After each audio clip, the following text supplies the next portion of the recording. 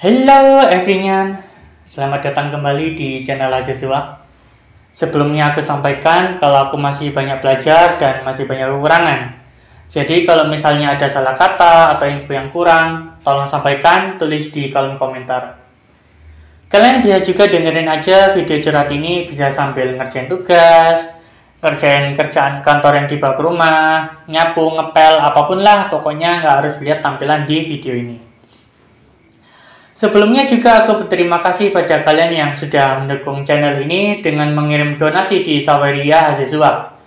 Ada Haidar Ali, Ahmad Muzaki, Fian Rahma, Hayu, Sukma Adi, Karel Lipung, Bibi Johnson, Somyatun, Binti Kitayatani, Ervan Sugito, dan Riyadi Santosa.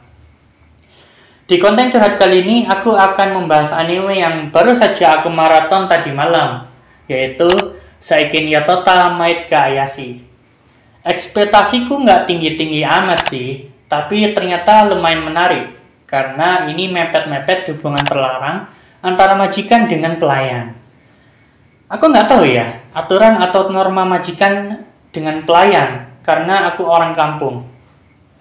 Jadi kalau misalnya ada yang nyimpang dari realita di dunia nyata dalam anime ini atau unek-unekku, tolong bantu kasih pencerahan ya di kolom komentar. Anime ini bercerita tentang keseharian Yuri dan pelayannya yang bernama Lilith. Yuri ditinggal mati orang tuanya karena kecelakaan, yang akhirnya Yuri jatuh miskin sampai mecat pelayan-pelayannya. Yang dia punya cuma mansion kecil. Dia tinggal sendiri sampai suatu sore ada pelayan cakep bermata ungu minta bekerja padanya sebagai pelayan secara sukarela. Aku sendiri nggak tahu ya, kan harusnya curiga dong, udah tahu nggak bisa bayar pelayan, malah mau kerja sukarela anjir. Ini pelayan loh, bukan budak, bedakan. Sejak episode pertama, kita itu diajak seuzon gitu loh. Ini pelayan gimana caranya tahu alamat mansion ini, dan kenapa datang ke mansion ini untuk jadi pelayannya si bocah. Setiap kali ditanya alasannya, si Lilith selalu menghindar aja. Sebenarnya aku tuh udah gregetan gitu loh. Kalau si bocah memang seorang pemilik mansion, harusnya dia itu tegas dong sebagai majikan. Ada wibawanya lah.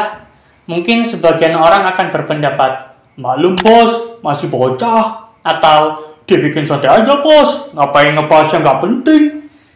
Yang bikin ganjel lagi itu menurutku adalah ketika di episode 2. Ini bocah selalu dapat baju baru atau dapat paket yang ternyata dari si Lilith. Atau yang paling sederhananya, ini bocah bayar sekolah sama uang belanja makan dari mana coba? Tiap hari makan mewah loh. Banyak lagi kalau bikin makanan si Lilith. Memang dijelaskan di awal episode kalau ini bocah dapat warisan, tapi nggak banyak. Kemana warisan sisanya? Ini tetap menjadi pertanyaan bagiku. Ya wes lah, itu adalah pertanyaan-pertanyaanku sepanjang episode anime ini. Sebenarnya aku itu nggak tahan banget gitu nonton anime ini sejak episode 2. Ya gimana enggak? Isinya gombalan mulu, si bocah dengan polosnya mengutarakan pikiran dan perasaannya kepada si Lilith. Kayak, aku tidak bisa mengalihkan pandanganku padamu, atau kamu begitu cantik saat bekerja, atau aku tidak bisa memakan masakanmu jika kamu tidak memasukkan ramuan cinta pada makanan yang kamu buat, atau aroma lilin ini memang wangi, tapi masih wangi aromamu, atau aku suka senyummu, seperti matahari yang menyinariku, atau selama bersamamu kemanapun akan menyenangkan, atau kamu juga terlihat sangat cantik saat melihat lampu-lampu. Aku terpana melihatmu, dan masih banyak lagi. Bukannya mengingatkan antara hubungan pelayan majikan, si Lilith malah kesem-sem. Parahnya lagi, ini bocah bukannya fokus sekolah, malah bengong mikirin si Lilith ngapain di rumah. Sampai pernah di episode 7, gurunya ngajar bikin diagram warna-warni. Ini bocah saking kepikirannya Lilith, itu diagram warnanya ungu semua anjir. Ini bocah semakin bertambahnya episode, dia sadar kalau Lilith itu begitu mencurigakan. Tapi malah nggak pengen ditinggal maupun meninggalkan pelayan kesayangannya itu.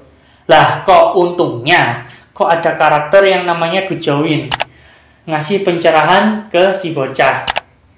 Jujur ya, biasanya aku akan terganggu dengan karakter macam Gujowin yang berisik dan banyak omong. Tapi entah kenapa aku malah bersyukur ada karakter seperti ini di anime ini. Gujowin itu dia yang ngasih nasihat, dia yang perhatian, dia yang paling mengerti perasaan orang, dan dia yang paling bijak kalau bahas soal perasaan. Aneh sih, bocah SMP seperti Gujowin bisa dewasa banget dari teman-teman seumurannya. Apa karena dia pendidikannya terjamin kali ya? Soalnya pulang sekolah aja sampai dijadwalin tuh les-lesan yang harus diikuti. Tapi si Gujowin ini masih meluangkan banyak waktunya buat baca-baca buku walaupun novel setebal Alkitab maupun komik. Sampai suatu saat dilabrak sama rekan lamanya Lilith, namanya Natsume dari kompleks sebelah. Maksudnya di tempat kerja sebelumnya. Natsume banyak mempertanyakan hak Lilith ke si bocah. Lu punya uang gak sih? Si bocah dengan polosnya ngeluarin celengan babi. Sampai bilang ke Lilith, Lilith, lu gak sengsara apa sendirian ngurus mansion bobrok sama bocah? Si Lilith dengan jawab santai bilang, aku sudah bahagia sama tuanku. Pret!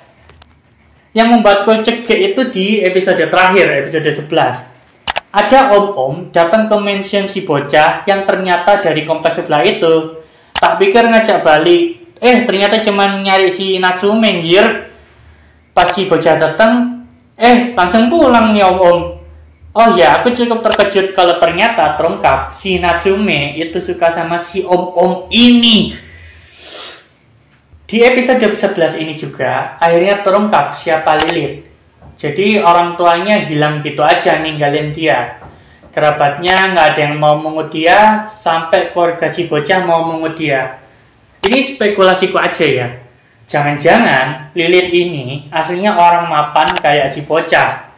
Buktinya adalah orang tua si bocah beralasan kenapa mau mengut. Yang pertama, katanya mereka kenal dengan Lilith.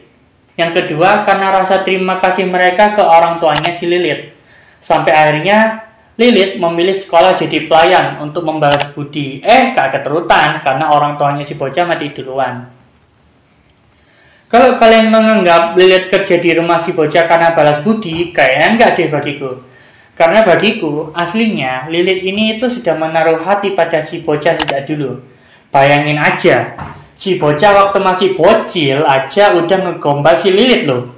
Menurutku ada satu karakter yang harusnya digali lebih dalam, yaitu si Fujisaki. Cuma dijelasin kalau dia dulu satu sekolah sama si Lilith dan dia cukup bermasalah. Tapi semenjak ketemu Lilith dan mulai bekerja dengan keluarganya Gujowin, dia mulai berubah. Proses berubahnya itu loh nggak diliatin. Aku nggak tahu ya, ada manganya atau enggak. Tapi gua harap kalaupun misalnya ada manganya maupun season 2, kalau bisa ceritanya tuh rada time skip lah biar si bocah transformasi jadi cowok tinggi dan cakep gitu. Atau taruhlah harapanku ini di bagian ending cerita, nggak apa-apa kok. Pelajaran yang kudapat dari anime ini adalah menjadi seorang pelayan itu memberikan segalanya dari jiwa sampai raga untuk kebahagiaan majikannya. Karena kebahagiaan majikannya di atas kebahagiaannya sendiri. Dan untuk membuat pelayan makin setia pada majikan adalah dengan memberikannya pujian dan pengakuan atas tugas-tugas yang dia kerjakan dengan sempurna. Untuk rating, ada di layar ini ya. Gimana? Sudah selesai ngerjain tugasnya? Sudah selesai dengan hal yang kalian lakukan sekarang? Good. Jangan lupa subscribe channel ini agar bisa segera dapat AdSense. Dan jangan lupa like, komen, barangkali kalian mau request bahas apa di next video. Thank you everyone.